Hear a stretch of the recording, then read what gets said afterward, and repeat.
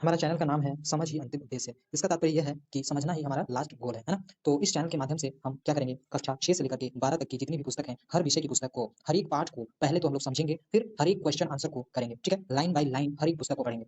तो समझ पा रहे होंगे कि मनुष्य और जानवर में एक ही फ़र्क है, वो है समझ। तो समझ को बढ़ाना है, तभी हम जानवर से मनुष्य की यात्रा को पूरा कर पाएँगे, है ना? अन्यथा हम जानवर ही रह जाएँगे, ठीक है? तो चलिए हम लोग साथ चलते हैं और समझ को अपने जीवन में लाते हैं, है ना? पाठ को शुरू करने से पहले हम लोग आचार्य प्रशांत जी के बारे में जान लेते हैं, क्योंकि आचार्य प्रशांत जी के द्वारा करोड़ों विद्यार्थियों का जीवन बदल चुका है ना? और बदल रहा है, ठीक है? लगभग 22 से अधिक कंट्री के लोग जुड़े हुए हैं आचार्य जी से, है ना? 22 से अधिक कंट्री के लोग, जिसमें विद्यार्थी भी आते हैं, स्टूडेंट्स भी आते हैं, उनके जीवन में बहुत ज़्यादा परिवर्तन आया है। तो पहले हम जानते हैं आचार्य प्रशांत जी के बारे में। आचार्य प्रशांत जी क्या है? एक इंडियन फिलोसोफर हैं और एक ऑथर हैं, जिन्होंने 160 से अधिक पुस्तकें लिखी है ना? उनका एज अभी 47 ईयर का है। एजुकेशन उनका क्या है? वे सिटी मॉन्टेसरी से स्कूल से इंडियन इंस्टीट्यूट मतलब आईआईटी क्लियर किए हुए हैं, आईएएस क्लियर किए हुए हैं, यूपीएससी एग्जाम क्लियर किए हुए हैं, ठीक है ना? गेट, आईआईएम सारा एग्जाम जो टॉप इंडिया का टॉप एग्जाम होता है, वो आचार्य जी क्लियर किए हुए हैं, है ना? आगे देखते हैं कि आचार्य जी का जो आप देख पा रहे होंगे कि गीता मिशन में आचार्य जी से कितने स्टूडेंट बेनिफिट हो चुके हैं। अभी benefited students benefited 1.3 lakh student benefit, इतने स्टूडेंट को बेनिफिट मिल चुका है ना? 160 से अधिक पुस्तक आचार्य जी की पब्लिश हो चुकी है। सोशल मीडिया पर 90 मिलियन फॉलोवर्स हैं। यूट्यूब पर कितने व्यूज हैं? 44.4 बिलियन, मिलियन नहीं बिलियन, ठीक है? वॉच आवर 100 मिलियन लोग, 100 मिलियन घंटे आचार्य जी को देख सकते पाए हैं, ठीक है ना? आर्टिकल्स हैं आचार्य जी के 10,000 से अधिक, स्क्रिप्चर्स कवर किए हैं आचार्य जी ने 65 से अधिक स्क्रिप्चर्स, एक्सक्लूसिव वीडियोस हैं आचार्य जी की 2,500 एक्सक्लूसिव वीडियोस, पॉडकास्ट सब, है ना?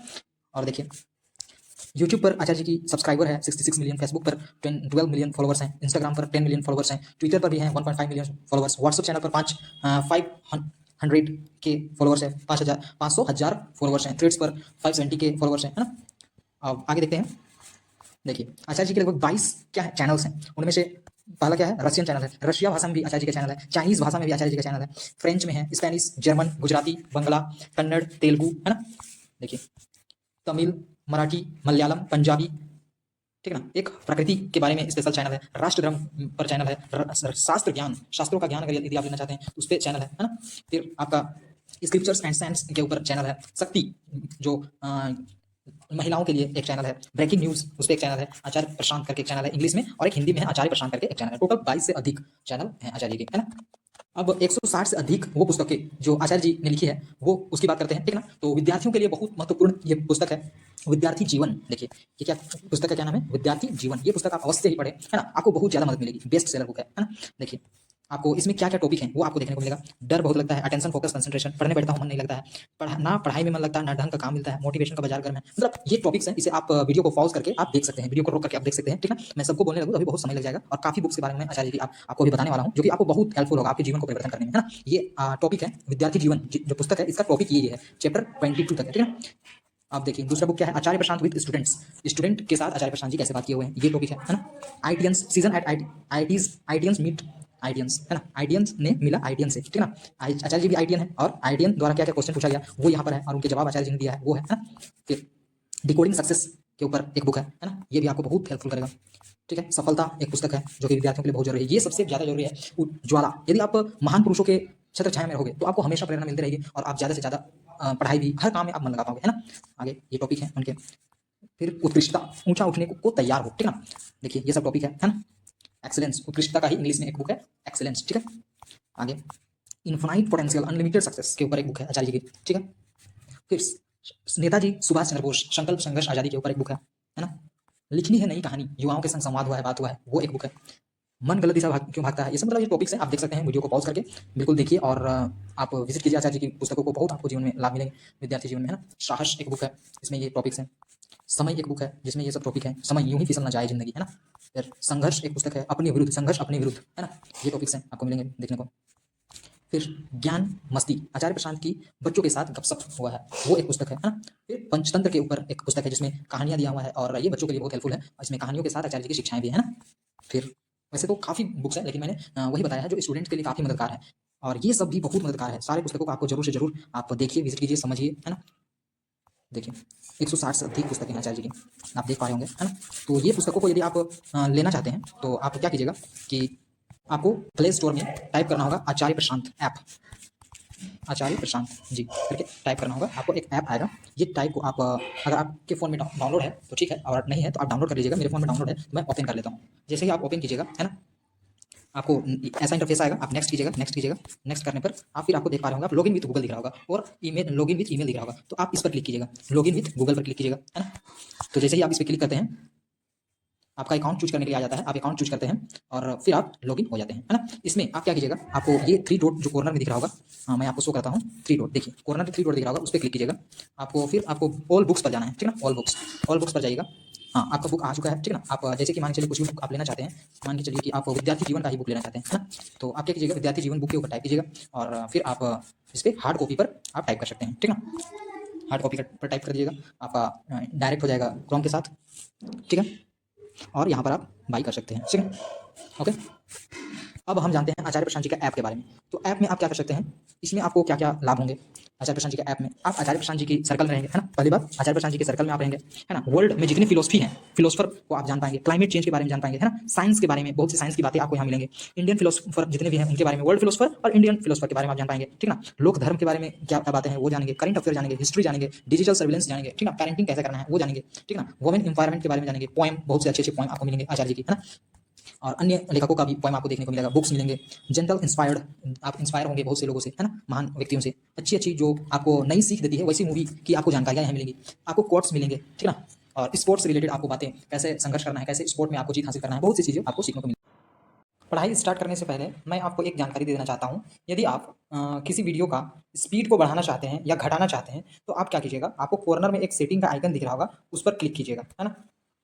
देखिए, फिर आपको ऐसा इंटरफेस खुलेगा, तो आप देख पा रहे होंगे कि प्लेबैक स्पीड लिखा हुआ है, उस पर क्लिक कीजिएगा, ठीक है। अब इससे आप कम या अधिक कर सकते हैं, यहाँ आप देख पा रहे होंगे, यहाँ से आप कम या अधिक कर सकते हैं। स्पीड को बढ़ाना है तो आप ऐसा प्लस साइन की ओर ले जा सकते हैं और स्पीड को कम करना है तो माइनस साइन की ओर ले जा सकते हैं, ठीक है।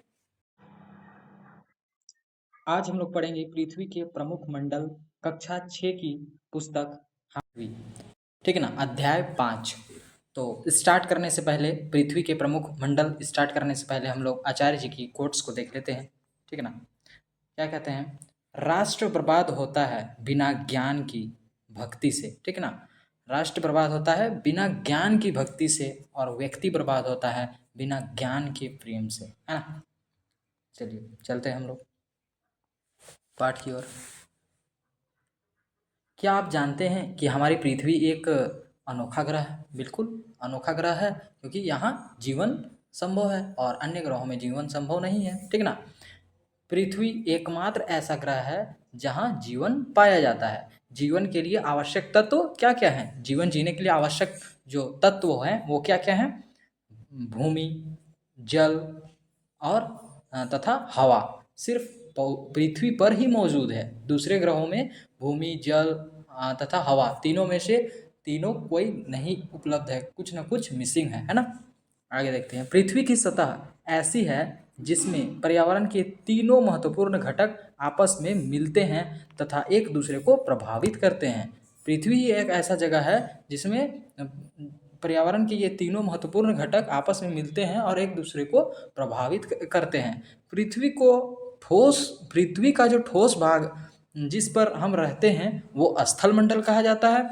वायु की परतें जो पृथ्वी के चारों ओर पृथ्वी को चारों ओर घेरती है उसे हम वायुमंडल कहते हैं। और पृथ्वी का वह बड़े भाग जो जल जिस पर जल पाया जाता है उसे जल मंडल कहा जाता है, ठीक है। देखिए आप देख पा रहे होंगे यहाँ, है ना, क्या क्या है, वायुमंडल, जलमंडल और स्थलमंडल, ठीक है।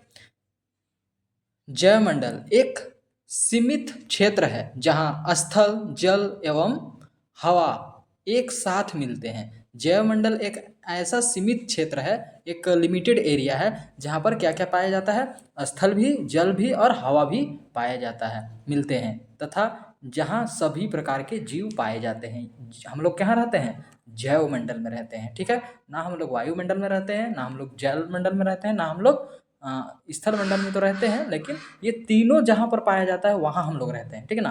केवल स्थल रहे तो हम लोग नहीं रह पाएंगे बिना वायु और बिना जल के, है ना। और अगर केवल वायु में रहे तो बिना स्थल के, बिना जल के नहीं रह पाएंगे। अगर जल में रहे तो बिना स्थल और बिना वायु का मंडल हम नहीं रह पाएंगे, ठीक है ना। तीनों एक दूसरे से रिलेटेड है। तो हम लोग रहते कहाँ हैं ये क्लियर हो गया, हम लोग रहते कहाँ हैं, जैव मंडल में, ठीक है। अब स्थल मंडल के बारे में हम लोग गहराई से पढ़ते हैं, ठीक ना। स्थल मंडल, पृथ्वी के ठोस भाग को स्थल मंडल कहा जाता है। यह भू परपटी की चट्टानों तथा मिट्टी की पतली परतों से बना होता है। ये क्या से बना होता है? भूमि की परपटी की चट्टानों तथा मिट्टी की पतली परतों से बना होता है। स्थल मंडल मानव के रहने के लिए भूमि, पेड़ पौधों को उगने के लिए वृहद पेड़ पौधों को उगने के लिए और वृद्धि के लिए मृदा प्रदान करता है। ठीक है ना? पेड़ पौधों को उगने के लिए और बढ़ने के लिए मिट्टी प्रदान करता है, मृदा प्रदान करता है। इससे हमें भिन्न भिन्न प्रकार के खनिज प्राप्त होते हैं और इसी से भूमि से ही हमें अनेक प्रकार के खनिज प्राप्त होते हैं। ठीक है ना? जो हमारे आर्थिक विकास में सहायक होते हैं। ठीक है? जो हमारे आर्थिक विकास में सहायक होते हैं। यहाँ देखिए जानने योग्य बातें क्या हैं। लिथोस का अर्थ होता है पत्थर, एटमॉस का अर्थ होता है वाष्प, और हाइड्रोस का अर्थ होता है जल, बायोस का अर्थ होता है जीवन। ठीक है ना? ये याद रखिएगा। लिथोस मतलब पत्थर, और एटमॉस मतलब वाष्प, हाइड्रोस मतलब जल, बायोस मतलब जीवन। ठीक है? पृथ्वी की सतह को दो मुख्य भागों में बांटा गया है। क्या क्या भागों में बांटा गया है? बड़े स्थलीय भूभागों को महाद्वीप। देखिए जो बड़े भूबल स्थान है, जो बड़े ज़्यादा दूरी तक भूमि है, उसे महाद्वीप, तथा बड़े जलाशयों को महासागरीय बेसिन के नाम से जाना जाता है। यदि बड़ा क्षेत्र जो भूमि है उसे महाद्वीप, और बड़ा क्षेत्र जहाँ पानी ही पानी है उसे महासागरीय बेसिन कहा गया है। ठीक है? के नाम से जाना जाता है। पृथ्वी की सतह पर 29% भाग पर महाद्वीपों का विस्तार पाया जाता है। बाकी 71%, आप समझ रहे हैं कि पृथ्वी पर मात्र 29% क्या पाया जाता है? महाद्वीपों का विस्तार पाया जाता है। महाद्वीप मतलब क्या? कि स्थलीय भूभाग। ठीक है? और बाकी 71% हमारा क्या पाया जाता है? देख सकते हैं आप, महासागरीय पाया जाता है। बाकी 71% समुद्र प्रतिशत भाग पर महासागरीय बेसिन का विस्तार पाया जाता है। ठीक है? मतलब ज़्यादातर भाग क्या है? पानी से भरा हुआ है, पानी से घिरा हुआ है, जलाशयों से घिरा हुआ है। ठीक है? स्थल मंडल की औसत ऊंचाई समुद्र तल से, स्थल मंडल की जो औसत ऊंचाई है समुद्र के तल से, गहराई से कितना, लगभग कितना मीटर है? 840 मीटर है। जैसे कि 840 मीटर ही ऊंचाई पर हमारा स्थल मंडल स्थित है। ठीक ना? अगर 840 मीटर ऊंचाई पर नहीं होता तो हम लोग वहाँ नहीं रह पाते, है ना? डूब जाता सारा हमारा जो भूभाग है। ठीक है? विश्व का सबसे ऊंचा शिखर माउंट एवरेस्ट की ऊंचाई समुद्र तल से 8,848 मीटर है। देखिए समुद्र के तल से माउंट एवरेस्ट जो सबसे ऊंचा शिखर है उसका ऊंचाई कितना है? 8,848 मीटर है। ठीक है? समुद्र तल से। ठीक है ना? स्थल मंडल के विभिन्न स्थानों की ऊंचाई, स्थल मंडल में विभिन्न स्थानों की ऊंचाई अलग अलग होती है। स्थल मंडल में कहीं ऊंचा है, कभी कहीं नीचा है। ठीक ना? हर जगह अलग अलग ऊंचा नीचा होती है। जबकि समुद्र जल का तल सभी जगह एक समान है। समुद्र में जो जल का तल है वो सभी जगह समान है। इसलिए स्थल की ऊंचाई को समुद्र तल से मापा जाता है। इसीलिए स्थल का जो ऊंचाई होता है उसे किससे मापा जाता है? समुद्र तल से। क्यों? क्योंकि समुद्र का तल जो है वो हर जगह बराबर है और स्थल जो है वो कहीं ऊबड़ खाबड़ मतलब ऊंच नीच है। ठीक ना? समुद्र तल की ऊंचाई को शून्य माना जाता है। जो समुद्र का तल है उसे क्या माना जाता है? शून्य माना जाता है। ठीक ना? महाद्वीप के बारे में आप पढ़ते हैं। जो भूभाग, सबसे बड़ा भूभाग क्षेत्र को हम लोग क्या कहते हैं? महाद्वीप कहते हैं। तो उसके बारे में पढ़ते हैं। महाद्वीप स्थल भाग है। क्या है? स्थल भाग को कहा जाता है। स्थल का बहुत बड़ा भाग उत्तरी गोलार्ध में पाया जाता है। ये कहाँ पर पाया जाता है? उत्तरी गोलार्ध में। उत्तरी गोलार्ध मतलब आप समझ पा रहे होंगे, जैसे कि पृथ्वी है तो उत्तरी गोलार्ध में पाया जाता है। ये हो गया दक्षिणी गोलार्ध। ठीक है ना? तो उत्तरी गोलार्ध में पाया जाता है। ठीक है? आगे देखिए, इसलिए उत्तरी गोलार्ध को स्थलीय गोलार्ध भी कहा जाता है। इसीलिए उत्तरीय गोलार्ध को क्या नाम से भी जाना जाता है? स्थलीय गोलार्ध भी नाम से भी जाना जाता है।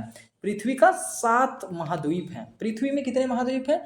7 महाद्वीप हैं, मतलब वह पृथ्वी का बड़ा बड़ा स्थल भाग, 7 भाग है स्थल भाग, बाकी भाग सारा क्या है, पानी से घिरा हुआ है, ठीक ना। हम लोग इतने कम जगह में रहते हैं, है ना, फिर भी हमें बड़ा घमंड रहता है, ठीक है। चलिए देखते हैं क्या क्या है वो 7 महाद्वीप। ये हैं एशिया, जिसमें हम लोग रहते हैं, भारत के लोग रहते हैं, ठीक ना। अफ्रीका, उत्तरी अमेरिका, दक्षिणी अमेरिका, अंटार्कटिका, यूरोप, ऑस्ट्रेलिया। याद रहेगा, एशिया, अफ्रीका, उत्तरी अमेरिका, दक्षिणी अमेरिका, ठीक ना, अंटार्कटिका, यूरोप, ऑस्ट्रेलिया, ये 7 महाद्वीप हैं, ठीक ना। आप देख पा रहे होंगे, यहाँ देख पा रहे होंगे आप कि उत्तरी अमेरिका, दक्षिणी अमेरिका, ठीक ना, अफ्रीका, एशिया, यूरोप और ऑस्ट्रेलिया होगा कहीं पर, है ना, ऑस्ट्रेलिया यहाँ पर है, ठीक है, दिख गया आप लोगों को। आगे चलते हैं, और एक अंटार्कटिका है, यूरोप है, ठीक है। आगे चलते हैं, तो पहला जो महाद्वीप है उसके बारे में हम लोग पढ़ते हैं, ठीक ना, एशिया महाद्वीप के बारे में। एशिया विश्व का सबसे बड़ा महाद्वीप है, एशिया विश्व का सबसे बड़ा महाद्वीप है। आप यहाँ चित्र में भी देख पा रहे होंगे कि कितना बड़ा है ना, ये सबसे बड़ा है एशिया महाद्वीप, इससे भी इससे भी इससे भी इससे भी, और ये ऑस्ट्रेलिया से भी बड़ा है। सबसे बड़ा कौन है, एशिया महाद्वीप है, ठीक है। आगे चलते हैं हम लोग। एशिया महाद्वीप जो है विश्व का सबसे बड़ा महाद्वीप है, जो स्थल मंडल का जो स्थल मंडल मतलब समझ रहे हैं, मतलब भूमि वाला एरिया का 29.6% क्षेत्र में फैला हुआ है। जितना स्थल मंडल है उसमें इतना भाग में केवल एशिया ही फैला हुआ है, ठीक ना, 29.6% क्षेत्र में फैला हुआ है। यह महाद्वीप पूर्वी गोलार्ध में स्थित है। ये कहाँ पर है, जैसे कि ये पृथ्वी है, तो ये हो गया उत्तरी गोलार्ध, ये हो गया दक्षिणी गोलार्ध, तो ये पूर्वी गोलार्ध में स्थित है। इधर हो गया पश्चिमी गोलार्ध, ठीक ना, तो ये पूर्वी गोलार्ध में स्थित है, ठीक। आगे पूर्वी गोलार्ध में स्थित है। कर्क रेखा इस महाद्वीप से होकर गुजरती है। विषुवत रेखा एशिया के दक्षिण पूर्वी भाग से गुजरती है। देखिए इससे क्या गुजरती है, कर्क रेखा इससे होकर के गुजरती है, ठीक ना, इससे होकर के कर्क रेखा गुजरती है। और विषुवत रेखा इसकी दक्षिणी जो भाग है, जैसे कि ये दक्षिणी भाग में विषुवत रेखा इससे गुजरती है, ठीक है, बात समझ में आ गया। एशिया के पश्चिम में यूराल पर्वत एवं यूराल नदी है, जो इसे यूरोप से अलग करता है, ठीक। एशिया के पश्चिम में, जैसे कि एशिया देख रहे हैं आप, मान के चलिए एशिया है, एशिया के पश्चिम में क्या है, यूराल नदी है, और यूराल पर्वत और यूराल, पश्चिम में यूराल पर्वत और यूराल नदी है, जो यूरोप से, जैसे कि इधर यूरोप है तो यूरोप से एशिया को अलग करता है। यही नदी, ये नदी जो है एशिया को यूरोप से अलग करता है, ठीक है। जैसे कि आप मानचित्र में देख पा रहे होंगे, देखिए यूरोप जो दिख रहा है यहाँ पर क्या है, एक यूराल नदी है। अन्यथा अगर ये नदी नहीं रहता तो यूरोप और एशिया एक साथ हो जाते हैं ना। तो ये नदी ही, यूराल पर्वत और यूराल नदी ही यूरोप और एशिया को अलग करते हैं। यहाँ बात समझ में आ गया, क्लियर है।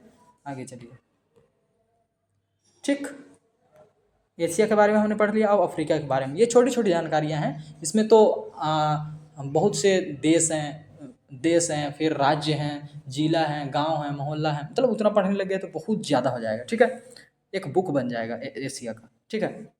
अब देखिए अफ्रीका के बारे में हम लोग पढ़ते हैं। अफ्रीका, यह एशिया के बाद विश्व का दूसरा बड़ा महाद्वीप है। एशिया के बाद दूसरा बड़ा महाद्वीप कौन है, अफ्रीका है। विषुवत रेखा इस महाद्वीप से लगभग मध्य भाग से होकर गुजरती है। जो विषुवत रेखा है इसके बिल्कुल बीचों बीच गुजरती है, ठीक ना। अफ्रीका का वह बहुत बड़ा भाग उत्तरी गोलार्ध में है। अच्छा, विषुवत रेखा के बारे में आपको जानना है, ये रेखाओं के बारे में जितना जानना है आपको, तो ये सारा आपको मिलेगा, आप ग्लोब वाले चैप्टर में आप पढ़ सकते हैं, मैंने पढ़ा दिया है, ठीक है। अफ्रीका का सबसे बड़ा भाग उत्तरी गोलार्ध में स्थित है। अफ्रीका का सबसे बड़ा भाग कहाँ पर है, उत्तरी गोलार्ध में। उत्तरी गोलार्ध मैंने बता दिया कैसा होता है। आगे देखिए, यही एक ऐसा महाद्वीप है जिससे होकर कर्क रेखा, विषुवत रेखा और मकर रेखा तीनों रेखा गुजरती है, ठीक है ना। भारत से केवल क्या क्या गुजरा, कर्क रेखा और विषुवत रेखा, लेकिन ये अफ्रीका जो है, अफ्रीका से तीनों रेखाएं गुजरती है। कर्क रेखा, मकर रेखा और विषुवत रेखा, तीनों गुजरती है। सहारा रेगिस्तान रेगिस्तान विश्व का सबसे बड़ा गर्म रेगिस्तान है जो अफ्रीका में स्थित है। जो सहारा रेगिस्तान, जिसे सबसे बड़ा रेगिस्तान के नाम से जाना जाता है विश्व का, वो कहाँ पर स्थित है? अफ्रीका में स्थित है। ठीक है। यह महाद्वीप चारों तरफ महासागरों से घिरा है। ये महाद्वीप चारों तरफ क्या से घिरा हुआ है? महासागरों से घिरा हुआ है। महाद्वीप के मध्य भाग में घने जंगल हैं। अब महाद्वीप के मध्य बीचों बीच में घना जंगल है। ये महाद्वीप उत्तरी और दक्षिणी गोलार्ध में स्थित है। ये महाद्वीप कहाँ पर? उत्तरी और दक्षिणी गोलार्ध में स्थित है। ठीक है। जानने योग्य बातें क्या क्या हैं? जानने योग्य बातें, विश्व की सबसे लंबी नदी नील नदी अफ्रीका में बहती है। विश्व की सबसे लंबी नदी कौन है? नील नदी, ये जो कि अफ्रीका में बहती है। दूसरी यहाँ खासियत क्या है? यहाँ सहारा रेगिस्तान है, विश्व का सबसे बड़ा रेगिस्तान। ठीक है। तीसरा खासियत क्या है कि यहाँ से कर्क रेखा, मकर रेखा और विषुवत रेखा तीनों यहाँ से गुजरती है। ठीक है। अब जानने योग्य बातें दूसरी क्या है? स्थल संधि स्थल का एक संकरा भाग है। स्थल संधि एक स्थल का एक पतला भाग है। ठीक ना। संकरा मतलब पतला भाग होता है जो दो बड़े स्थलीय भागों को एक दूसरे से जोड़ता है। ये एक पतला सा एक भाग होता है, स्थलीय भाग होता है, जो कि दो स्थलीय भागों को एक दूसरे से जोड़ता है। ठीक है। आगे देखिए, यहाँ तक हो गया। अब उत्तरी अमेरिका के बारे में पढ़ेंगे, फिर दक्षिणी अमेरिका के बारे में। यह विश्व का तीसरा सबसे बड़ा महाद्वीप है। अंटार्कटिका, अंटार्कटिक महासागर इस महाद्वीप की उत्तरी सीमा का निर्धारण करता है। उत्तरी सीमा का निर्धारण कौन करता है? अंटार्कटिक महासागर। जैसे कि यहाँ के लोग कैसे करते हैं, जैसे कि अंटार्कटिक सागर उधर है तो उधर ही मानेंगे कि वहाँ उधर क्या है? उत्तर है। ठीक ना। उत्तरी सीमा का निर्धारण करता है कौन? अंटार्कटिक महासागर। इसके पूर्व में अटलांटिक महासागर और पश्चिम में प्रशांत महासागर है। और यह दक्षिण अमेरिका से एक संकरे स्थल से जुड़ा हुआ है। संकरे मतलब एक पतला सा, यहाँ हमने पढ़ा संकरा मतलब क्या होता है? दो बड़े स्थलीय भागों को एक दूसरे से जोड़ता है, एक पतला सा भाग। ठीक ना। स्थल का पतला सा भाग, जमीन का एक पतला सा भाग जो कि दो स्थलों को जोड़ता है। ठीक ना। तो ये कैसे उत्तरी और दक्षिणी अमेरिका कैसे जुड़े हुए हैं? एक पतले से भूमि का भाग से जुड़ा हुआ है, जिसे पनामा स्थल संधि कहा जाता है। जिसे क्या कहा जाता है? पनामा स्थल संधि कहा जाता है। यह महाद्वीप पूरी तरह से उत्तरी और पश्चिमी गोलार्ध में स्थित है। अच्छा, यहाँ क्या क्या पता चला आपको कि उत्तर में क्या है? आर्कटिक महासागर, और आपका पूर्व में है अटलांटिक महासागर, पश्चिम में है प्रशांत महासागर। ठीक ना। और दक्षिण में तो आपका दक्षिण अमेरिका ही है, जो कि एक पतले से भूमि से जुड़ा हुआ है, और उसी भूमि को क्या कहते हैं? पनामा स्थल संधि कहा जाता है। ठीक। इस महाद्वीप पूरी तरह उत्तरी और पश्चिमी गोलार्ध में स्थित है। ठीक है। अब जानने योग्य बातें क्या हैं, देख लीजिए। जानने योग्य बातें, नदी द्रोणी एक मुख्य नदी है एवं बहुत सारी सहायक नदी जो एक साथ मिलकर एक नदी द्रोणी का निर्माण करती है, जिसे एक क्षेत्र का अपवाह तंत्र भी कहा जाता है। जैसे कि बहुत सारा नदी मिल करके एक नदी में चला जाता है, द्रोणी का निर्माण करता है, उसे हम लोग जिसे एक क्षेत्र का अपवाह तंत्र भी कहा जाता है। क्या कहा जाता है? अपवाह तंत्र। ठीक है। क्लियर हो गया। दक्षिणी अमेरिका, दक्षिणी अमेरिका में क्या है पढ़ते हैं हम लोग। दक्षिणी अमेरिका यह विश्व का चौथा सबसे बड़ा महाद्वीप है। ये विश्व का चौथा सबसे बड़ा महाद्वीप है। ठीक। पहला कौन है? एशिया। दूसरा कौन है? अफ्रीका। तीसरा कौन है? उत्तरी अमेरिका। अब दक्षिणी अमेरिका चौथा सबसे बड़ा महाद्वीप है। इसका अधिकांश भाग दक्षिणी गोलार्ध में स्थित है। देखिए, इसका अधिकतम भाग कहाँ पर है? दक्षिणी गोलार्ध में। और उत्तरी अमेरिका का ज़्यादातर भाग कहाँ था? उत्तरी और पश्चिमी गोलार्ध में स्थित था। ठीक है। इसके पूर्व में क्या है? अटलांटिक महासागर। ठीक है। पूर्व में अटलांटिक महासागर है। क्यों? क्योंकि अटलांटिक महासागर इसके पूर्व में है, ठीक ना। क्योंकि उत्तरी अमेरिका का भी पूर्व में क्या है, अटलांटिक महासागर है, ठीक ना। और पश्चिम में प्रशांत महासागर स्थित है। दोनों के पश्चिम में क्या है, प्रशांत महासागर स्थित है। विश्व का सबसे लंबी पर्वत श्रृंखला एंडीज इस महाद्वीप में पश्चिमी भाग में उत्तर से दक्षिण की ओर फैली हुई है। किधर से किधर, उत्तर से दक्षिण की ओर फैली हुई है, ठीक ना, पश्चिमी भाग में। ओके, तो आप समझ सकते हैं कि यहाँ सबसे पर्वत श्रृंखला, सबसे लंबी पर्वत श्रृंखला एंडीज कहाँ पर है, दक्षिण अमेरिका में है, दक्षिणी अमेरिका में, ठीक है। आगे देखते हैं, अमेजन जो विश्व का सबसे बड़ा नदी द्रोणी का निर्माण करती है, इसी महाद्वीप में बहती है। समझ सकते हैं कि विश्व का सबसे बड़ा अमेजन नदी जो द्रोणी का निर्माण करती है। द्रोणी का निर्माण करना मतलब क्या, बहुत सारे नदियाँ एक साथ एक जगह पर जो मिल जाती है उसे कहते हैं द्रोणी का निर्माण करना, ठीक ना। देख पा रहे होंगे, आपने देखा अभी, ये द्रोणी नदी क्या होता है, एक मुख्य नदी एवं बहुत, एक मुख्य नदी और एक बहुत सारी सहायक नदियों जो एक साथ मिलकर एक नदी द्रोणी का निर्माण करती है। जैसे कि एक मुख्य नदी जा रहा है, उसके साथ बहुत सारे नदियां मिलके एक नदी एक साथ मिलकर एक नदी का निर्माण करता है, उसे द्रोणी कहते हैं, ठीक ना। और उस क्षेत्र को अपवाह तंत्र कहते हैं, ठीक। तो दक्षिणी अमेरिका में क्या क्या है आपने समझा। यहाँ आपका एंडीज, सबसे विश्व का सबसे ऊंचा पर्वत श्रृंखला एंडीज स्थित है। दूसरा इसमें क्या और एक है कि इसमें आपका अमेजन जो विश्व का सबसे बड़ी नदी है द्रोणी का निर्माण करती है इसी जगह, इसी महाद्वीप में, ठीक है, जो कि इसी महाद्वीप से बहती है।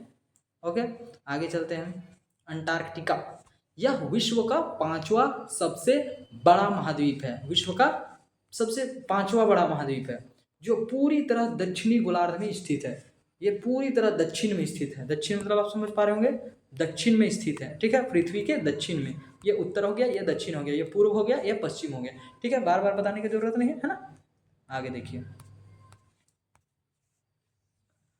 दक्षिणी में स्थित है अंटार्कटिका। कहाँ पर है, दक्षिणी में स्थित है।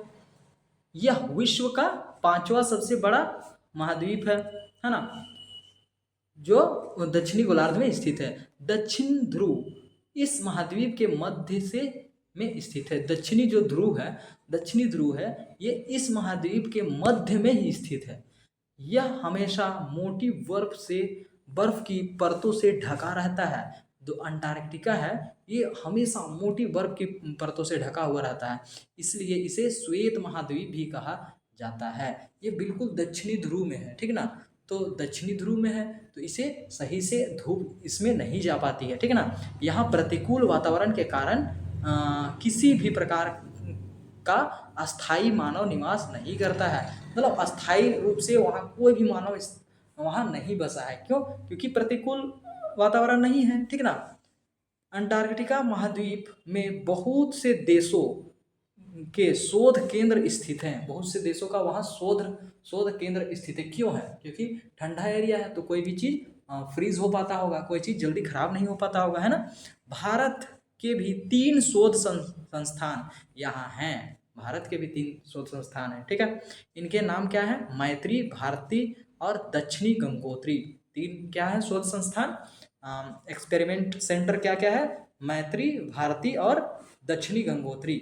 मैत्री, भारती और दक्षिणी गंगोत्री, ठीक है ना। ये आप याद रखिएगा, मैत्री, भारती, दक्षिणी गंगोत्री। अब यूरोप के बारे में पढ़ेंगे, ठीक है। यूरोप, यह विश्व का 6ठा बड़ा महाद्वीप है। यह विश्व का 6ठा बड़ा महाद्वीप है। यह एशिया से बहुत छोटा है, ठीक ना, तथा एशिया के साथ स्थल से जुड़ा हुआ है।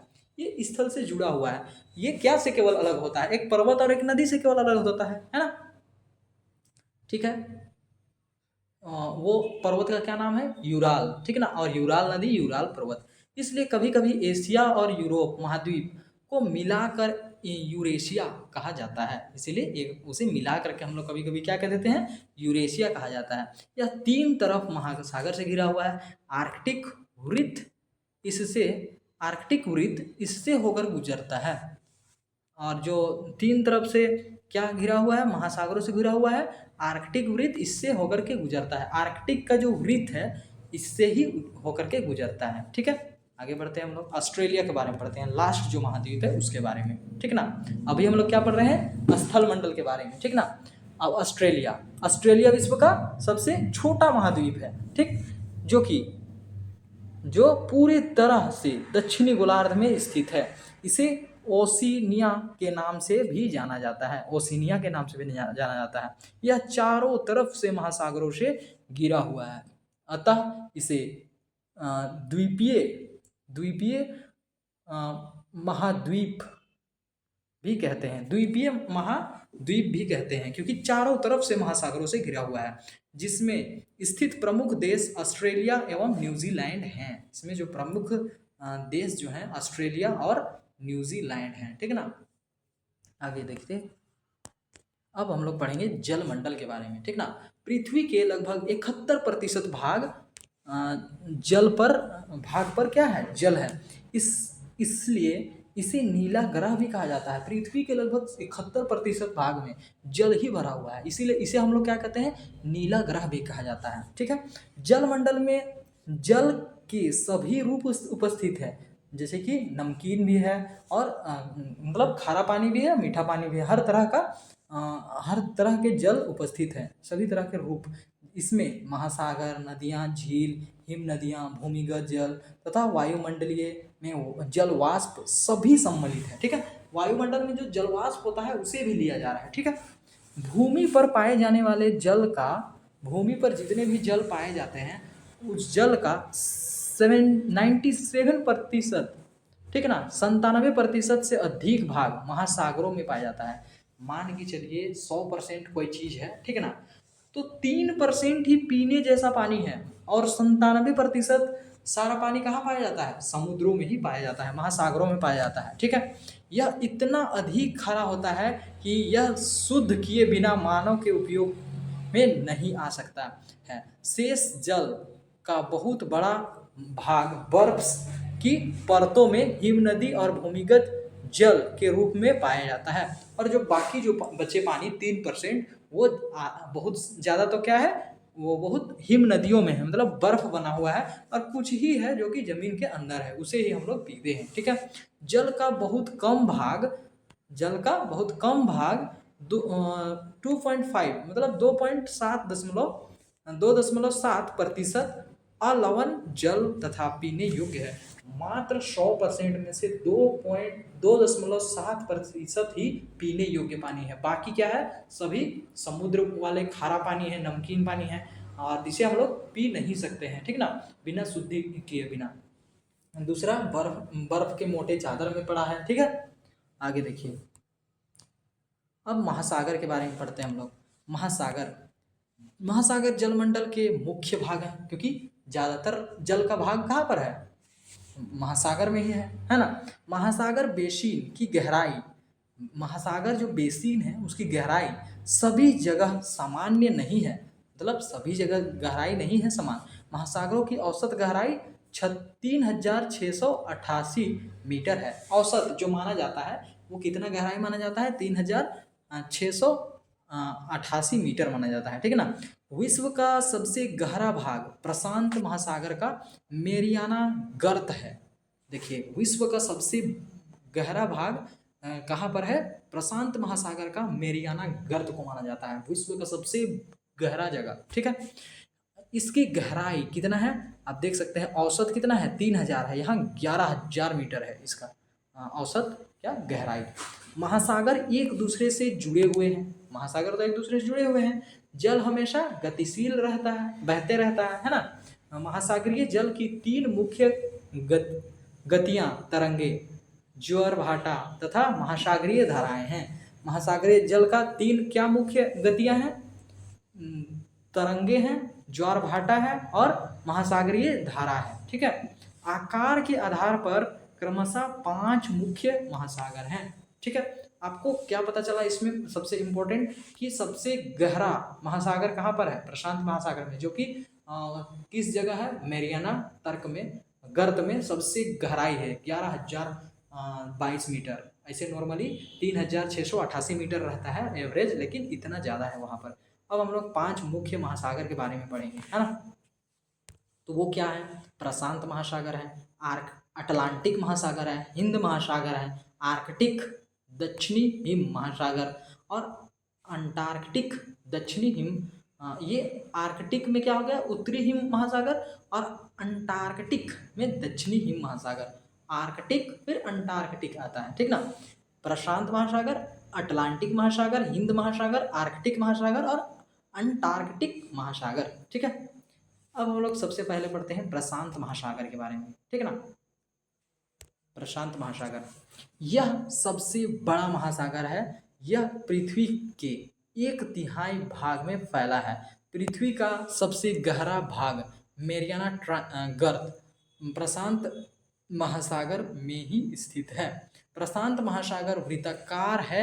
एशिया, ऑस्ट्रेलिया, उत्तरी और दक्षिणी अमेरिका इसके चारों ओर स्थित है। इसके चारों ओर कितना महाद्वीप स्थित है, लगभग 1, 2 और 2 नहीं 4 महाद्वीप स्थित है। एशिया, ऑस्ट्रेलिया और उत्तरी और दक्षिणी अमेरिका इसी महाद्वीप में, इसी महासागर के चारों ओर स्थित है, ठीक है ना। और सबसे बड़ा बात क्या है कि यह सबसे बड़ा महासागर है, पृथ्वी के 1/3 भाग में यही स्थित है, ठीक है ना। अब पढ़ते हैं हम लोग अटलांटिक महासागर। अटलांटिक महासागर क्या है, विश्व का दूसरा सबसे बड़ा महासागर है। इसे अंध महासागर के नाम से जाना जाता है। अंध महासागर यह अंग्रेजी भाषा में एस अक्षर के आकार का है। ये महासागर किस आकार का है, एस अक्षर का है, ठीक है ना। और प्रशांत कैसा है, गोलाकार अक्षर का है, गोलाकार इसका शेप है, ठीक है।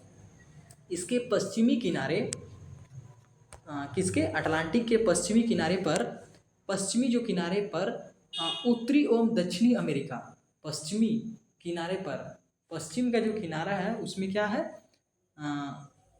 उत्तरी और दक्षिणी अमेरिका तथा पूर्वी किनारे पर, पश्चिमी में तो उत्तरी और दक्षिणी अमेरिका, लेकिन पूर्वी पर क्या है, यूरोप एवं अफ्रीका है, ठीक ना।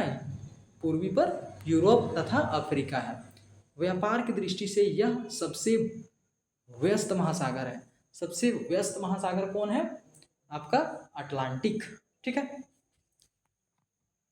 अब पढ़ते हैं हिंद महासागर। हिंद महासागर ही एक ऐसा महासागर है जिसका नाम किसी देश, हमारा देश हिंदुस्तान के नाम पर रखा गया है। यह महासागर लगभग त्रिभुजाकार है, मतलब त्रिभुजाकार है, ठीक ना। इसके उत्तर में एशिया, पश्चिम में अफ्रीका और पूर्व में ऑस्ट्रेलिया स्थित है, ठीक है। यही एक ऐसा देश है जिसे किसी देश ने, यही एक ऐसा महासागर है जिसे किसी देश के नाम पर रखा गया है। हो गया क्लियर।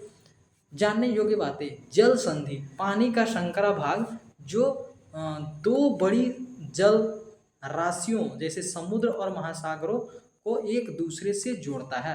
अब देखिए, वहाँ हम लोग स्थल संधि के बारे में पढ़े थे, जो कि एक पतला सा भाग जो कि 2 स्थलों को जोड़ता है। अब यहाँ जल संधि मतलब जल का एक, पानी का एक सकरा भाग, पतला सा भाग जो 2 बड़ी जल राशियों जैसे कि समुद्र और महासागरों को जोड़ता है, ठीक ना। आगे बढ़ेंगे हम लोग आर्कटिक, फिर अंटार्कटिक, है ना। आर्कटिक महासागर ये विश्व का चौथा सबसे बड़ा महासागर है। आर्कटिक महासागर उत्तरी ध्रुव के चारों ओर फैला हुआ है। उत्तरी ध्रुव के चारों ओर क्या फैला हुआ है, आर्कटिक महासागर, ठीक। यह प्रशांत महासागर से छिछले जल वाले एक संकरे भाग से जुड़ा हुआ है। ये प्रशांत महासागर से छिछले भाग से संकरे भाग में जुड़ा हुआ है, मतलब पतला सा जल का जो भाग होता है उससे जुड़ा हुआ है, जिसे बेरिंग जल संधि के नाम से जाना जाता है। इसे क्या नाम से जाना जाता है, बेरिंग जल संधि, ठीक है ना। आर्कटिक और प्रशांत जो सकरा जल संधि से जुड़े हुए हैं उसे क्या नाम से जाना जाता है, बेरिंग जल संधि के नाम से जाना जाता है, ठीक है। अब हम लोग जल के बारे में पढ़ लिए, अब वायु के बारे में पढ़ेंगे, वायुमंडल के बारे में, ठीक ना। स्थल मंडल हो गया, ठीक। स्थल मंडल में महाद्वीपों के बारे में हमने पढ़ दिया। अब हम लोग पढ़ेंगे फिर हमने जल के बारे में पढ़ा। अब हम लोग पढ़ेंगे जल मंडल में क्या पढ़ा हमने, महासागरों के बारे में पढ़ लिया, ठीक। अब वायुमंडल में हम लोग वायुमंडलों के बारे में पढ़ेंगे। आप देख पा रहे होंगे यहाँ पर कि क्षोभ मंडल होता है, ठीक है ना, फिर समताप मंडल होता है, मध्य मंडल होता है, फिर आयान मंडल होता है और बारही मंडल होता है, ठीक है ना। तो पढ़ते हैं हम लोग। हमारी पृथ्वी चारों ओर हमारी पृथ्वी चारों ओर से वायु की परत से घिरी हुई है, ये तो आप जान रहे हैं, जिसे वायुमंडल कहा जाता है। वायुमंडल हमें सांस लेने योग्य वायु प्रदान करती है, वायु हमें देती है, ठीक ना। एवं सूर्य से निकलने वाली हानिकारक किरणों जैसे कि पाराबैंगनी किरणों से बचाता भी है, ठीक ना। वायुमंडल 1600 किलोमीटर की ऊंचाई तक फैला हुआ है, ठीक। वायुमंडल कितना ऊंचा तक फैला हुआ है? 1600 मीटर तक। वायुमंडल को उसके घटकों क्या है, घटकों क्या क्या क्या क्या घटक हैं, तापमान तथा अन्य विशेषताओं के आधार पर 5 परतों में बांटा गया है। अब क्या क्या घटक हैं, घटकों के अनुसार उन्हें 5 परतों में वायुमंडल को बांट दिया गया है, ठीक है। टोटल ये 1600 किलोमीटर ऊंचाई है, लेकिन इसे बांट दिया गया है घटकों के अनुसार, ठीक। तो हम लोग पढ़ते हैं सारे घटकों के बारे में। इन परतों को पृथ्वी की सतह से शुरू करते हैं हुए क्षोभ मंडल, समताप मंडल, मध्य मंडल, आयान मंडल तथा बरही मंडल कहा जाता है। क्षोभ मंडल में ही मौसमी घटनाएं जैसे कि बादल बनना, आंधी तूफान घटती है, ठीक है। वायुमंडल मुख्यतः ऑक्सीजन एवं नाइट्रोजन से बना है। वायुमंडल किससे बना है? ऑक्सीजन और नाइट्रोजन से बना है, जो साफ तथा शुष्क हवा का 99% भाग है। साफ हवा का 99% भाग क्या है? ऑक्सीजन और नाइट्रोजन है, ठीक है ना। आयतन के अनुसार आयतन के अनुसार नाइट्रोजन 78%, ऑक्सीजन 21% तथा दूसरी गैसें जैसे कि कार्बन डाइऑक्साइड, ऑर्गन इत्यादि मात्र 1% है, ठीक है। आगे देखिए, ये समझ में आ गया।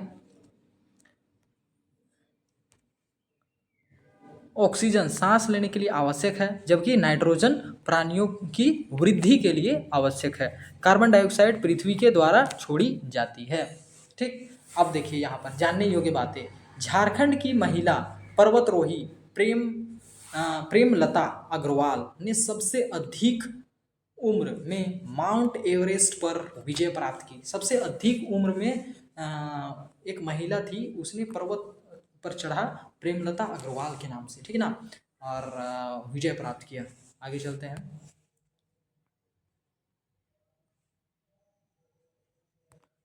क्या है?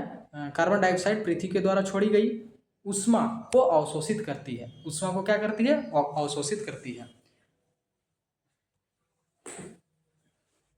अच्छे से समझेंगे इसको हम, बहुत इंपॉर्टेंट चीज़ है।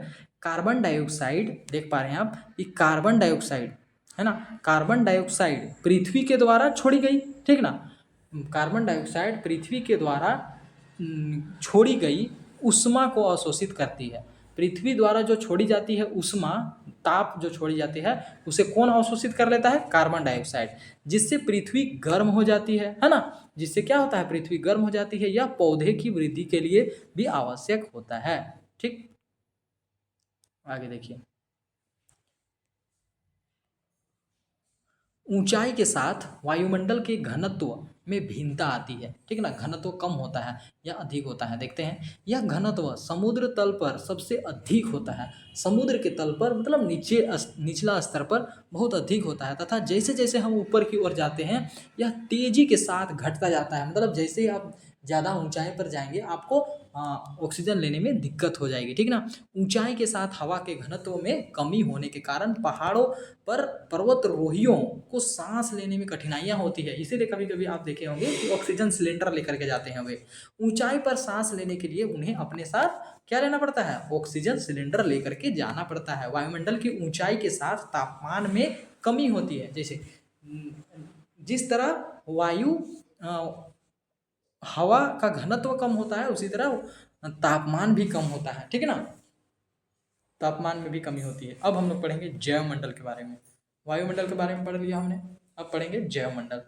जैवमंडल स्थल मंडल जलमंडल और वायुमंडल का एक वह सामान्य भाग जहाँ जीवन मौजूद है उसे हम लोग जैवमंडल कहते हैं। यहाँ जीव की बहुत सी प्रजातियां हैं जो सूक्ष्म जीवों से लेकर के बड़े स्तनधारी के रूप में भी पाई जाती है। स्तनधारी मतलब जो दूध देने वाले जो जानवर होते हैं, ठीक है ना, जो अंडे नहीं देते हैं, बच्चा पैदा करते हैं, ठीक है, उन्हें स्तनधारी कहते हैं। मनुष्य सहित सभी प्राणी जीवित रहने के लिए एक दूसरे के साथ तथा जैवमंडल से जुड़े हुए हैं। जैवमंडल के प्राणियों को मुख्यतः दो भागों में विभक्त किया गया है। अब जैवमंडल के जितने भी प्राणी हैं उन्हें दो भागों में विभक्त किया गया है, ठीक है ना। वो कौन कौन किस में विभक्त किया गया है, देखिए।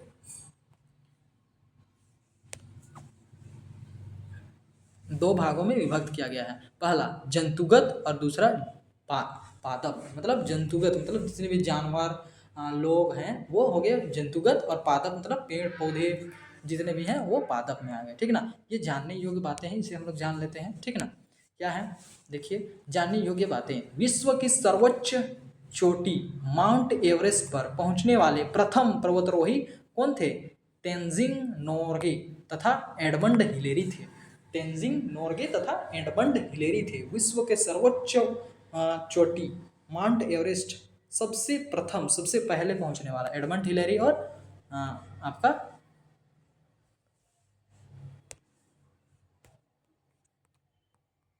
देख सकते हैं एडमंड हिलेरी, और एक का नाम है तेंजिंग नोर्गे और एडमंड हिलेरी, ठीक। आगे बढ़ते हैं हम लोग। जैवमंडल के बारे में जान गए कि दो भागों में बांटा गया है, एक जंतु जगत और एक पादप जगत, ठीक ना। पृथ्वी के तीन परिमंडल आपस में पारस्परिक क्रिया करती है। तीनों मंडल जो होती है, जैवमंडल, स्थल मंडल और वायुमंडल, ये पारस्परिक क्रिया करती है तथा एक दूसरे को किसी न किसी रूप से प्रभावित करती है। किसी न किसी रूप से एक दूसरे को प्रभावित करती ही है। उदाहरण के लिए लकड़ी तथा खेती के लिए वनों की आवश्यकता होती है। लकड़ी और खेती के लिए वनों की आवश्यकता होती है ना। तो काटा जाए तो इससे ढलुआ भाग पर मिट्टी का कटाव तेजी से होने लगता है, ठीक ना। इसी प्रकार प्राकृतिक आपदाएं जैसे कि भूकंप तथा पृथ्वी की सतह पर परिवर्तन हो जाता है। आप समझ पा रहे हैं ना कि जैसे ही हम लोग हमें तो लकड़ी और किसकी ज़रूरत है, लकड़ियों की ज़रूरत है ना। और वनों की जैसे हम लोग कटाई करेंगे और लकड़ी और खेती की आवश्यकता है, और जैसे उसके लिए हम लोग कटाई करते हैं तो क्या होता है कि जितने भी ढाल वाले क्षेत्र होते हैं उनसे मिट्टी बहने लगता है, ठीक है ना, बरसात के मौसम में, और जिसके कारण मिट्टी का घटाव तेजी से होने लगता है। इसी प्रकार भूकंप आती है, पृथ्वी की सतह में परिवर्तन आ जाती है। 2004 ईस्वी में सुनामी के कारण अंडमान और निकोबार द्वीप समूहों का कुछ भाग पानी से डूब गया, ठीक। 2004 में जो सुनामी आया था उसके कारण अंडमान और निकोबार का कुछ भाग ऐसा था जो कि डूब गया था, ठीक। ये किसके कारण हुआ था? ये सब सारा वन कटाव के कारण, ठीक ना।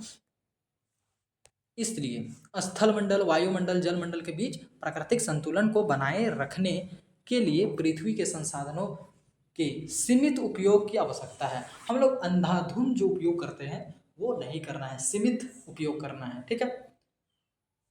आगे देखिए, प्रमुख शब्द क्या है? क्षोभ मंडल, आयन मंडल, क्षोभ मंडल को क्या कहते हैं? ट्रोपोस्फेयर, और मध्य मंडल को मेसोस्फेयर, समताप मंडल को स्ट्रेटोस्फेयर, जैव मंडल को बायोस्फेयर, आयन मंडल को आयनोस्फेयर, महासागर को ओशियन, बाह्य मंडल मतलब एक्जोस्फेयर, महाद्वीप मतलब कॉन्टिनेंट, ठीक है। अब हम लोग अभ्यास करते हैं, ठीक है। वैसे मैंने सारा क्वेश्चन आंसर बना दिया है, आप देख सकते हैं, देख रहे हैं ना, लेकिन मैं आपको समझा दे रहा हूँ। आपको ये क्वेश्चन, आपको नोट्स मिल जाएगा टेलीग्राम चैनल में, आप लास्ट तक जुड़े रहिए वीडियो में, आपको सारा जानकारी मिल जाएगा, है ना। देखिए पहला क्वेश्चन क्या है, रिक्त स्थानों की पूर्ति कीजिए। पहला नंबर, पृथ्वी का सबसे गहरा भाग कौन है? पृथ्वी का सबसे गहरा भाग प्रशांत महासागर में स्थित है। कौन है? मेरियाना गर्त, जो कि प्रशांत महासागर में स्थित है। भाग प्रशांत महासागर में स्थित है। हमारे देश का नाम पर हिंद महासागर का नाम रखा गया है? हमारे देश के नाम पर किसका रखा गया? हिंद महासागर का, ठीक ना। स्थल, जल एवं हवा का एक सीमित भाग जो क्या कहलाता है? जैवमंडल कहलाता है। यूरोप और एशिया महाद्वीप को एक साथ क्या कहते हैं? यूरेशिया कहते हैं, है ना। पृथ्वी पर सबसे ऊंचा पर्वत शिखर क्या है? उसे क्या कहते हैं? पृथ्वी का सबसे ऊंचा पर्वत शिखर, उसे क्या कहते हैं? मैरियाना ट्रेंच, नहीं नहीं, उसे कहते हैं हम लोग, पृथ्वी का सबसे ऊंचा शिखर हमने पढ़ा था अभी, जो कि किस महाद्वीप में है? हमने पढ़ा था अभी, महाद्वीप में है, महाद्वीप में, ठीक है। हाँ, एंडीज, ठीक है। कहाँ पर है? दक्षिणी अमेरिका में है, ठीक है ना। दक्षिणी अमेरिका में एंडीज होगा यहाँ पर आंसर, ठीक। तो यहाँ पर क्या होगा? पृथ्वी के सबसे ऊंचा पर्वत शिखर एंडीज है। इसकी ऊंचाई कितनी है? पर्वत शिखर का ऊंचाई कितनी है एंडीज का?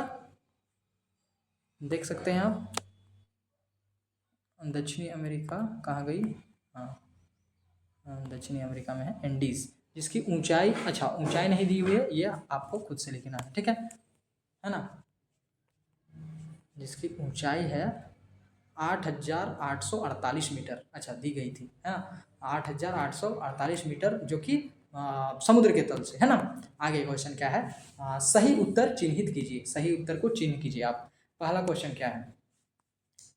एशिया एवं यूरोप को अलग करने वाली कौन सी पर्वत श्रृंखला है? कौन सी पर्वत श्रृंखला है? यूराल, ठीक है। यूराल पर्वत श्रृंखला है, हमने पढ़ा था। और यूराल नदी भी है, ठीक ना।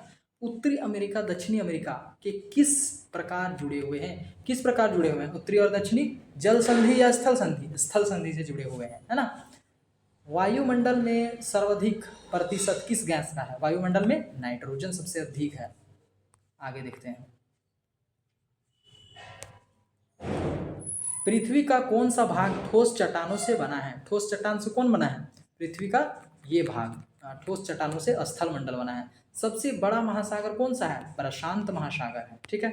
ये हो गया कंप्लीट। आगे देखते हैं अगला क्वेश्चन, तीसरा नंबर क्वेश्चन, है ना। निम्न प्रश्नों के उत्तर एक वाक्य में दीजिए, एक वाक्य में देना है। सबसे बड़ा महाद्वीप कौन सा है? एशिया महाद्वीप है। पृथ्वी के चारों ओर चार प्रमुख परिमंडल कौन से हैं? कौन से हैं? वायुमंडल, जलमंडल, स्थलमंडल और जैवमंडल है। सबसे अधिक उम्र में माउंट एवरेस्ट पर पहुंचने वाली महिला का क्या नाम है? प्रेमलता अग्रवाल, है ना, हमने पढ़ा था जानने योग्य बातों में। दक्षिणी गोलार्ध में पूरी तरह स्थित दो महाद्वीप के नाम लिखिए। दो महाद्वीप कौन है जो कि दक्षिणी गोलार्ध में पूरी तरह स्थित है? वो होंगे शायद कौन है? देखिए, दक्षिणी गोलार्ध में पूरी तरह ऑस्ट्रेलिया और अंटार्कटिका स्थित है, ठीक है। ओके, आगे देखते हैं दूसरा क्वेश्चन क्या होगा। अगला क्वेश्चन क्या है? वायुमंडल की सबसे निचली परत का क्या नाम है? सबसे निचली परत का क्या नाम है? क्षोभ मंडल, है ना। आप देखिए, लघु उत्तरीय प्रश्न, मतलब कम, छोटा उत्तर देना है, ठीक ना, छोटा उत्तर देने वाला प्रश्न। वायुमंडल की विभिन्न परतें कौन कौन सी है? तो वायुमंडल की विभिन्न परतें को लिख देना है। क्षोभ मंडल, वायुमंडल, है ना, जितने भी मंडल हैं आयन मंडल तक सभी मंडल को लिख देना है। पृथ्वी को नीला ग्रह क्यों कहा जाता है? क्योंकि इसके 1/3 भाग में क्या पाया जाता है? पानी ही पाया जाता है, ठीक है। अंतर बताइए, स्थल मंडल और जल मंडल में क्या अंतर है? स्थल मंडल जहाँ भूभाग का बड़ा सबसे ज़्यादा क्षेत्र भूभाग का है, और जलमंडल सबसे ज़्यादा क्षेत्र जल का है ना, जलाशयों का है। क्षोभ मंडल और बाहरी मंडल, क्षोभ मंडल में जहाँ पर बादल बनते हैं और जहाँ जंतु पेड़ पौधे रहते हैं, जिस मतलब उस क्षोभ मंडल में, और बाहरी मंडल में आयान मंडल होती है, वहाँ अलग प्रकार का होता है ना। ये सबसे अंतिम मंडल होता है वायुमंडल का, और क्षोभ मंडल सबसे पहला मंडल होता है ना। अब देखिए छठा नंबर, कारण बताइए। कारण बताइए, जैवमंडल में जीवन पाया जाता है। कारण, क्योंकि यहाँ पर भूमि, जल और वायु तीनों उपस्थित है। अंटार्कटिका में अस्थायी मानव निवास नहीं है। क्यों अंटार्कटिका में स्थायी मानव निवास क्यों नहीं है? क्योंकि वहाँ बहुत अत्यधिक ठंड होती है ना। दीर्घ उत्तरी प्रश्न। अब यहाँ लंबी प्रश्न आपको उत्तर देना है, ठीक है। क्या है? जीवित प्राणियों के लिए जैव मंडल क्यों महत्वपूर्ण है? क्योंकि यहाँ पर तीनों चीज उपस्थित है। क्या क्या? जल, वायु और थल, ठीक है ना। स्थल मंडल और जल मंडल के वितरण को स्पष्ट करें। इसमें क्या क्या वितरण है, क्या क्या है, ठीक ना। स्थल मंडल में क्या क्या है? वन है, भूमि है, पहाड़ है, पर्वत है, ठीक है, बहुत सी चीजें हैं। और जल मंडल में महासागर हैं, फिर सागर हैं, इसमें भी बहुत सी चीजें हैं, है ना, जल मंडल में। तो सबका उत्तर मैंने लिखा दिया है, ठीक है, आप देख सकते हैं यहाँ पर, है ना, ठीक है। अब परियोजना कार्य। विश्व का मानचित्र पर अलग अलग रंगों से निम्नलिखित को दर्शाइए। विश्व का मानचित्र बनाना है और अलग रंगों से दर्शाना है, जैसे कि यहाँ बनाया गया है, ठीक है ना। आप देख पा रहे होंगे, यहाँ पर हमने देखा था, हाँ यहाँ पर देखिए, यहाँ पर आपका बना हुआ है, ठीक है। इसी को आप बना लीजिएगा कॉपी में और अलग अलग रंगों से दर्शा दीजिएगा, ठीक है। आगे देखिए, अगला प्रश्न क्या है? विश्व के रेखाचित्र, विश्व के रेखाचित्र से महाद्वीपों को अलग अलग काटे तथा बड़े, उन्हें बड़े से छोटे आकार के क्रम में अपनी कॉपी में चिपका कर सजाएं। देखिए, इसका रेखाचित्र को क्या करना है, मतलब रेखाचित्र मतलब एक भाग, विश्व का एक भाग, उसके एक भाग, तो अलग अलग कांटे, उसको काट लेना है, ठीक ना। और उन्हें उन्हें बड़े से छोटे आकार, मतलब कौन सबसे बड़ा है, फिर उससे छोटा कौन है, उससे छोटा कौन है, ऐसे आकार में सजा करके आपको कॉपी में चिपकाना है, ठीक है। तो ये चैप्टर हमारा खत्म हुआ। अभी आपको जानकारियाँ दी जाएगी कि कैसे आपको नोट्स आप प्राप्त कर सकते हैं, है ना। तो आप जुड़े रहिए, है ना। यदि आपको इस वीडियो से हेल्प हुआ है तो मैं आप लोगों को एक काम दे रहा हूं, उस काम को आप अवश्य ही पूरा कीजिएगा।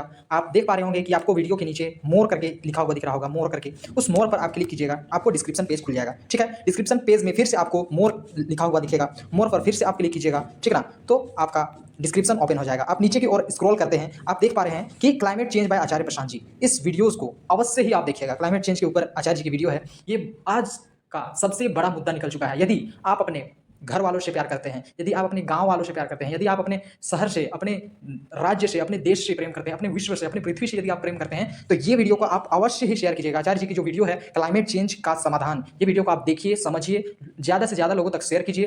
क्योंकि अगर आप अपने देश के लिए कुछ काम करना चाहते हैं, कुछ अपना स्वधर्म निभाना चाहते हैं, तो ये वीडियो को ज़्यादा से ज़्यादा लोगों तक शेयर कीजिए। क्योंकि सबसे बड़ा मुद्दा बन चुका है अभी क्लाइमेट चेंज। क्योंकि 365 में से ऐसा कोई भी दिन नहीं है जिस दिन हमारा क्लाइमेट ठीक है ना। और सबसे बड़ा नुकसान जानवरों को हो रहा है और गरीब तबके के लोगों को हो रहा है, ठीक है, जो कि इसके लिए वे जिम्मेवार भी नहीं है। जिम्मेवार तो वो अमीर लोग हैं जो ज़्यादा से ज़्यादा कार्बन फुटप्रिंट छोड़ रहे हैं और पृथ्वी को नुकसान पहुंचा रहे हैं, ठीक है।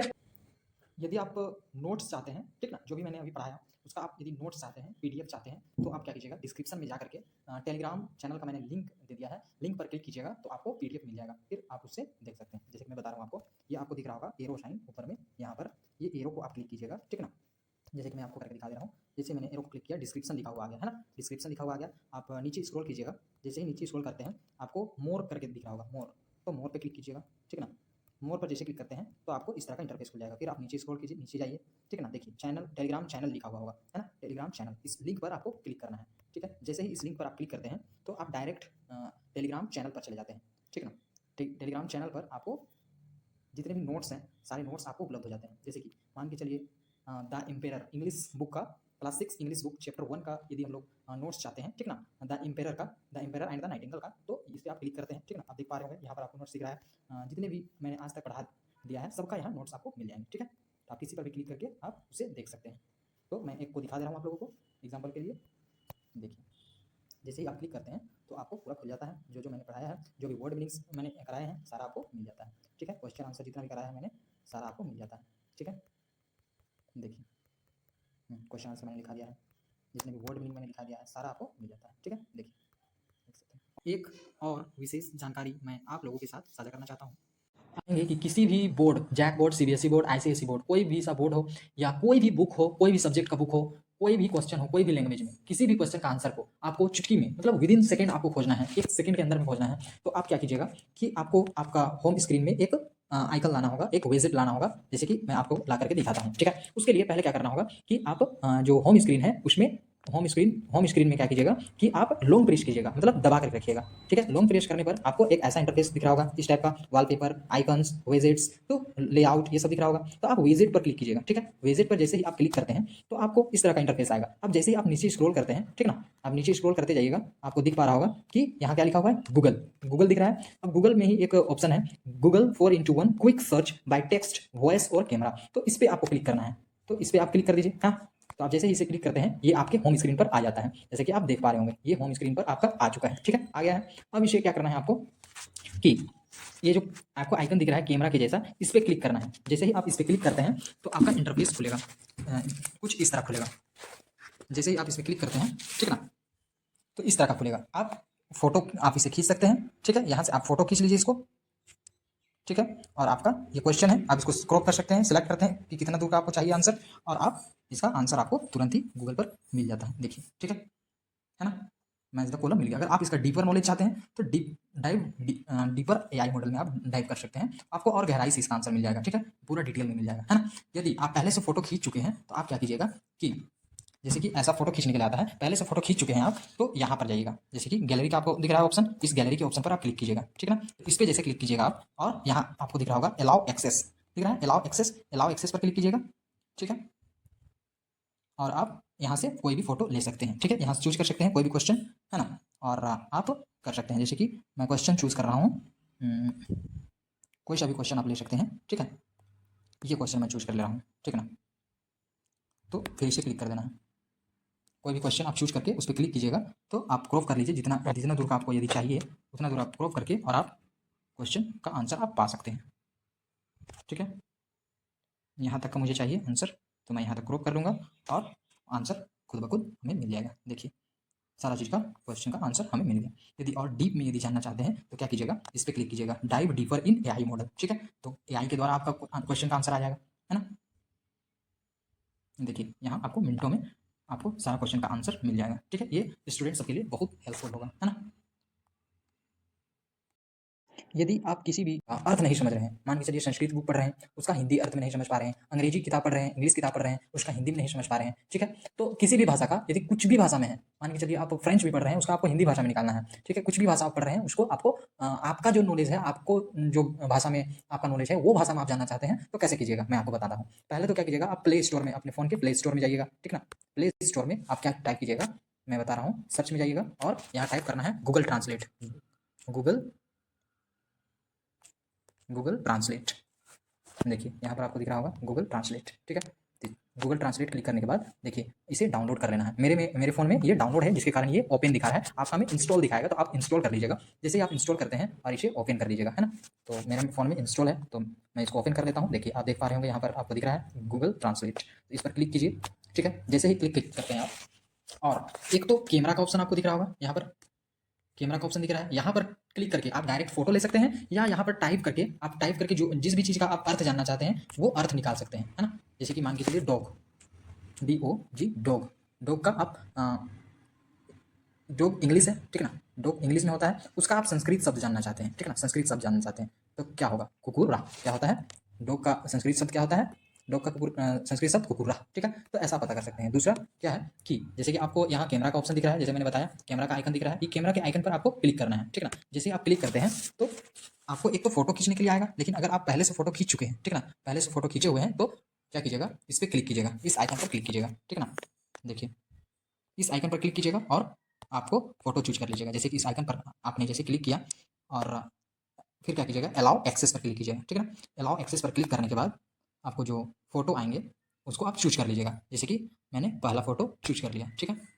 चूज करने के बाद आपका चूज किया हुआ फोटो आपको दिख रहा होगा यहाँ पर, ठीक है ना। अब इस पर क्लिक कर दीजिए। जैसे ही क्लिक करते हैं आपको जो भी सब्जेक्ट भाषा में आपको बदलना है, जैसे कि ये संस्कृत में है तो ये संस्कृत में है, आपको बदलना है हिंदी में, ठीक ना, हिंदी में बदलना है, तो ये संस्कृत से हिंदी में आ गया, ठीक है। अगर आप संस्कृत से इंग्लिश में बदलना चाहते हैं तो वो भी हो जाता है, देखिए इंग्लिश में हो गया, ठीक है। किसी भी भाषा में बदलना चाहते हैं उस भाषा में हो जाएगा, है ना। तो ये बिल्कुल आसान है, ये आप स्टूडेंट सभी को आपको बहुत हेल्पफुल होगा, है ना।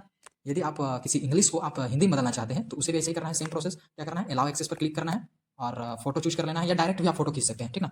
जैसे कि मैं चूज़ कर लेता हूँ कोई भी फ़ोटो, इंग्लिश का कोई भी पेज, जैसे इसे मैंने चूज़ कर लिया, ठीक है? अब जो हमारा चूज़ किया हुआ सारा इमेज आ गया है, तो हम फिर से एक बार चूज़ कर लेते हैं। चूज़ करने के बाद देखिए ये संस्कृत में लिखा हुआ है, इसे इंग्लिश कर देंगे क्योंकि ये इंग्लिश में है, और इंग्लिश का को हम संस्कृत में बदलना चाहते हैं, तो संस्कृत में टाइप कर देंगे तो संस्कृत में बदल जाएगा। अगर इंग्लिश का को हम अगर हिंदी में बदलना चाहते हैं तो ये हिंदी में बदल जाएगा, ठीक है? आप देख पा रहे होंगे ये हिंदी में हो गया है। तो इसी तरह आप हेल्प ले सकते हैं गूगल ट्रांसलेट का, ठीक है? लेकिन इन दोनों का उपयोग बिल्कुल, यदि आपको प्रश्न का आंसर नहीं आए या सारा प्रश्न आप सॉल्व कर लें और चाहते हैं कि और आप अपना प्रश्न को चेक करना चाहते हैं, तब इसे यूज़ कीजिएगा, ठीक है? क्योंकि इससे क्या होगा, आईक्यू आपका कम हो सकता है, ठीक है? तो देखिए इन दोनों का उपयोग कब करना है, जब बिल्कुल आपको ना आए या सारा प्रश्न बिल्कुल बन जाए, तो रीचेक करने के लिए आप कर सकते हैं गूगल लेंस का। और मैंने क्या बताया था ऐप आपको, एक गूगल ट्रांसलेट का, ये गूगल ट्रांसलेट, ठीक है?